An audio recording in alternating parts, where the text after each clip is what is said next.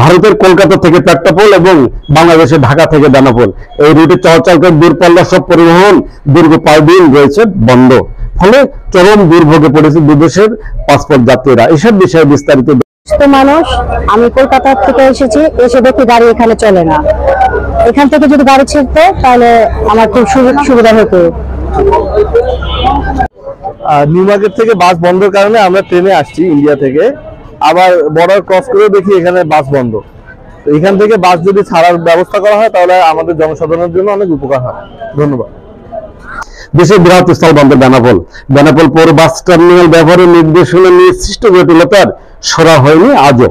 ফলে টানা 5 দিন ধরে চলছে পরিবহন ধর্মঘট, বন্ধ রয়েছে দূরপাল্লা পরিবহন চলাচল। ফলে চরম ভোগান্তি বাড়ছে ভারত ফেরা যাত্রীদের। আর এই পাশে এসে বাস পাচ্ছি না, কি সমস্যায় পড়েছি বলেন তো? আপনি ঢাকা যাবেন? হ্যাঁ, ঢাকা যাব। আমরা আসছি যে আইসা দেখি যে ওইদিকে গাড়ি নেই। আমরা তো ভোগান্তি, আমরা অনেক কষ্ট করে আসছি যে আমরা গাড়ি পাবো। এখন এই যে আইসা দেখি গাড়ি নেই। আমরা যে 4 কিলোমিটার কিভাবে যাব? আমাদের একটু সুযোগ সুবিধা করে দেওয়া হোক। বেনাপোল পেট্রাপোল চেকপোস্টে এসে চরম ভোগান্তিতে পড়ছেন তারা। এদিকে গত 5 দিন পরিবহন না চলায় বেকার হয়ে পড়েছে শ্রমিকরা, কষ্টে রাত দিন কাটছে তাদের।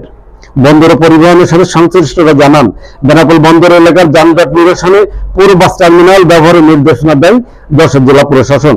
বাস টার্মিনালটি সীমান্ত থেকে 4 কিলোমিটার দূরে হলেও পরিবহনের সাথে সংশ্লিষ্টরা পৌর বাস টার্মিনাল ব্যবহারে সহমত পোষণ করেন এবং দিনের বাসগুলো ছাড়ছিল সেখান থেকেই। আর যাত্রীদের নিরাপত্তার সুবিধার কথা ভেবে রাতের বাস চেকপোস্ট ইমিগ্রেশন এসে যাত্রী নামে দিয়ে বাসগুলো যাচ্ছিল পৌর টার্মিনালে। এর মধ্যে হঠাৎ করে 22 নভেম্বর গভীর রাত্রে ঢাকা থেকে ছেড়ে আসা বাসের যাত্রীদের পৌর বাস টার্মিনালে নামিয়ে দেওয়া হয়। ফলে রাতে দুর্ভোগে পড়েন এই সমস্ত যাত্রীরা। এর প্রতিবাদে বাস চলাচল বন্ধ রাখে ঢাকা বাস মালিক সমিতির নেতারা। বিষয়টি নিয়ে পরিবহন নেতারা যশোর জেলা প্রশাসনের সাথে বৈঠক করেও পায়নি সুরাহ।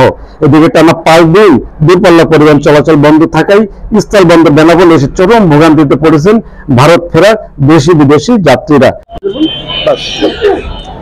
আমরা ইন্ডিয়া থেকে এখানে ঘুরতেছি বাংলাদেশে, কিন্তু আসার সময় দেখেছি যে কলকাতা থেকে এখানে কোনো গাড়ি আসছে না, এবং কি এখন পার হয়ে চলে আসলাম, যাই কোনোভাবে এসেছি।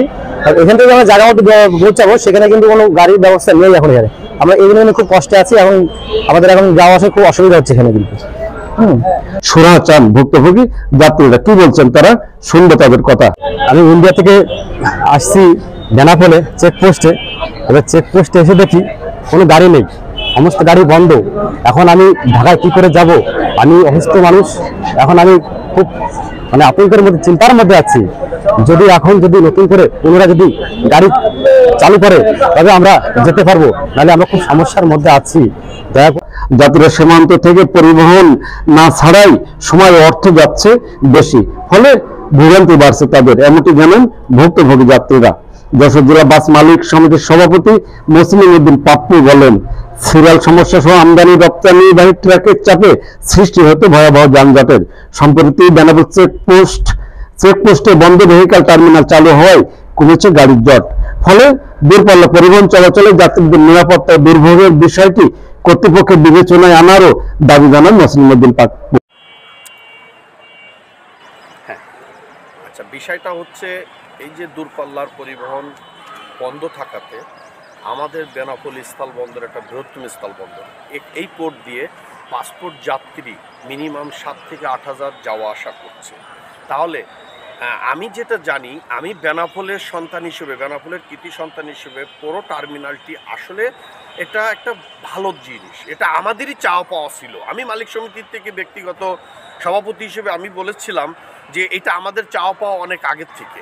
তাহলে টার্মিনালটি হয়েছে আমাদেরই উপকারের জন্য। তবে একটা বিষয় এখানে একটু ভুল হচ্ছে, যে দূরপাল্লার যে গাড়িগুলার লোকাল বাস মিনি বাস যে আছে, সেটা তো আমাদের বাসে কোনো বেনাপোল রোড এবং বেনাপোল যানজট করছে না। যানজট যেটা করছে আপনার আমাদের ভারত থেকে আমদানিকৃত প্রতিদিনই প্রায় 4 থেকে 500-700 গাড়ি আমদানি হয়।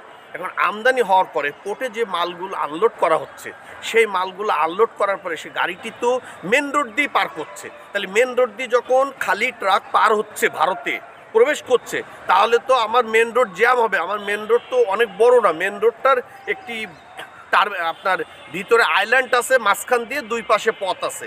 তাহলে একটি পথ যদি টোটালি বন্ধ থাকে, একটি রোডের সাইড যদি টোটালি ইন্ডিয়ান ভারতীয় ট্রাক দিয়ে বন্ধ থাকে, তাহলে অপর সাইডের একটি রোড দিয়ে যখনই একটা বাসে প্যাসেঞ্জার নিয়ে যাবে, কি ইজি বাইক চলবে, কি রিক্সা চলবে, কি ভ্যান চলবে, তাহলে তো আপনার যানজট হবেই। তবে যে আপনার নতুন যে টার্মিনালটি হওয়াতে অনেক যানজট বেনাপোলে প্রশ্নই আসে না, যানজট তো নাই।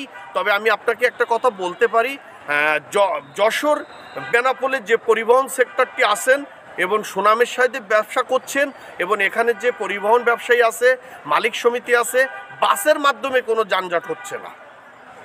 ওকে, জেলা এবং উপজেলা প্রশাসন বিষয়টি সুরাহে ঊর্ধ্বতন কর্তৃপক্ষের সাথে যোগাযোগ করছেন বলে জানিয়েছেন প্রশাসনের কর্মকর্তারা। এসব বিষয়ে বেনাপোল পরিবহন সমিতির নেতারা জানান, নৌপরিবহন উপদেষ্টা দেশে ফিরেছেন।